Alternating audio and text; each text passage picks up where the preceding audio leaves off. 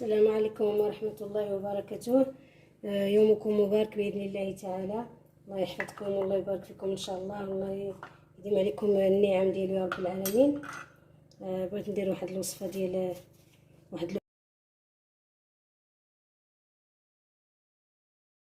انايا جوج ديال البصلات من بعد ما فرمتهم بهذه الطريقة. غادي ندير لهم التوابل، شويه ديال الفلفل الاسود، هذا الخرقوم، فلفل احمر،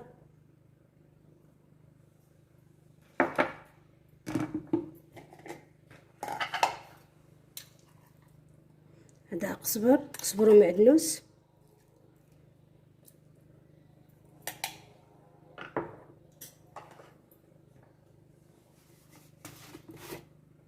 ندير القليل ديال الزيت،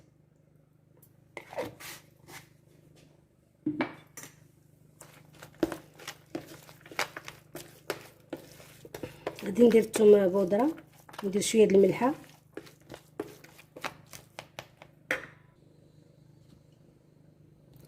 وهذا الرز راني سلقته نص ديال السلقه، غادي نضيفو حتى هو،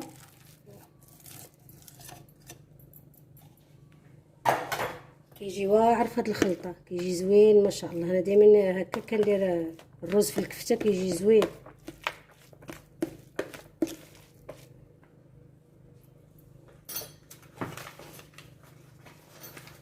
دابا غادي نضيفو هذيك الكفته ديالنا. بسم الله. غادي نمزج كاع هاد العناصر مع بعضياتهم.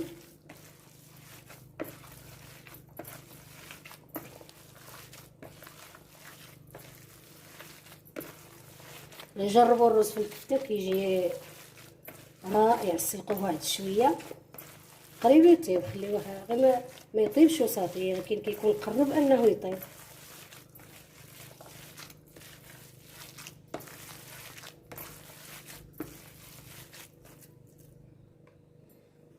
غادي ندير واحد القليل ديال الدقيق، غير واحد جوج المعالق،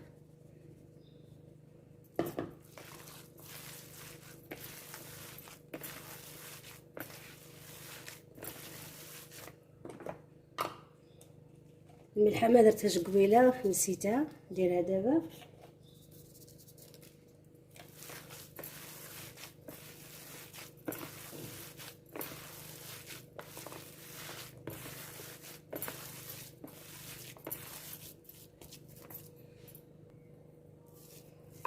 نبدا نديرهم كويرات،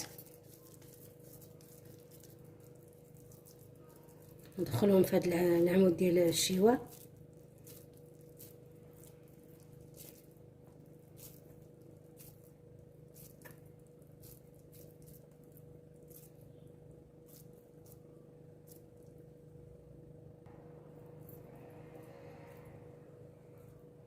دهنت الصني ديالي هنايا هكا، دهنتو بالزيت، نبقى نحط فيه،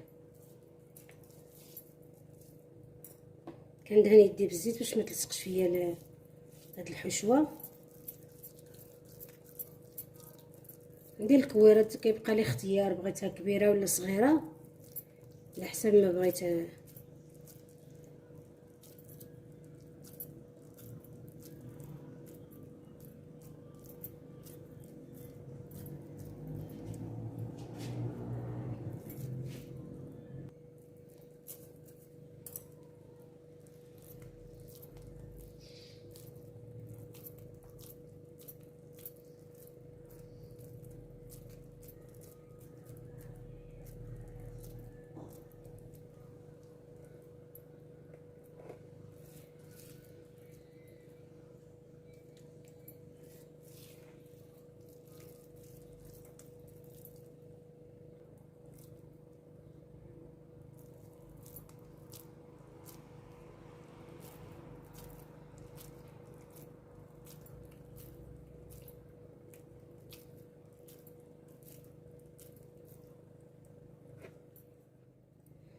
اول البنات من بعد ما درتو كامل هكا، غادي ندير عليه هاد الفلافل،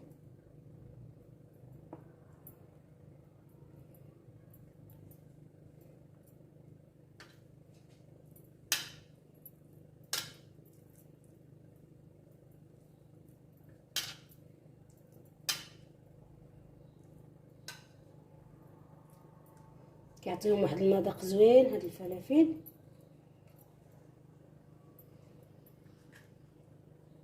باش عاود ما ناكلوش غير اللحم، نديرو شويه ديال هاد الفلافل زوينين هكا.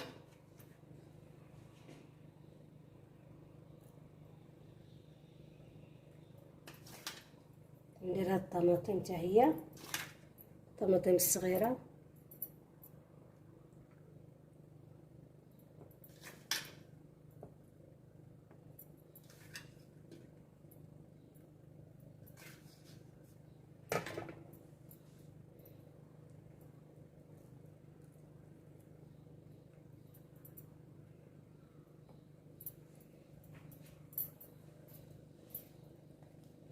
غادي ندخلو للفران، نخليه واحد 20 دقيقه ولا على ما يطيب، وغادي نحيدو ونشوفو الشكل ديالو النهائي ان شاء الله الرحمن الرحيم.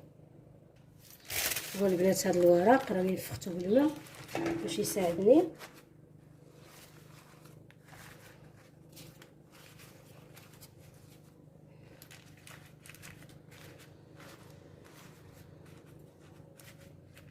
غادي نديرو في الفران ونشوفو الشكل ديالو ان شاء الله النهائي.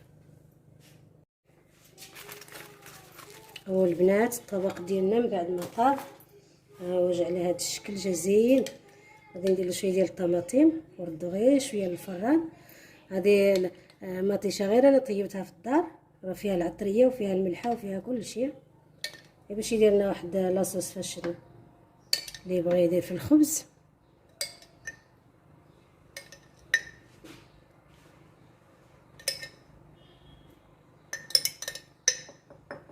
غادي نردها للفران غير كتحمر واحد شويه وصافي ونطفيها. ها هو البنات كي جات بهذا الشكل، جات زوينه ما شاء الله. نتمنى تجربوها. بسم الله.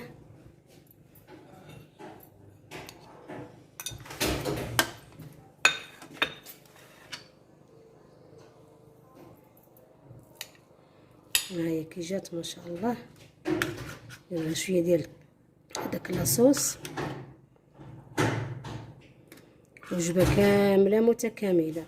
نتمنى تجربوها وتنال الاعجاب ديالكم، والله يكرمكم والله يبارك فيكم، الله يجازيكم بخير على المتابعه ديالكم وعلى التعاليق ديالكم الطيبه. شكرا لكم، الله يحفظكم، والسلام عليكم ورحمه الله وبركاته.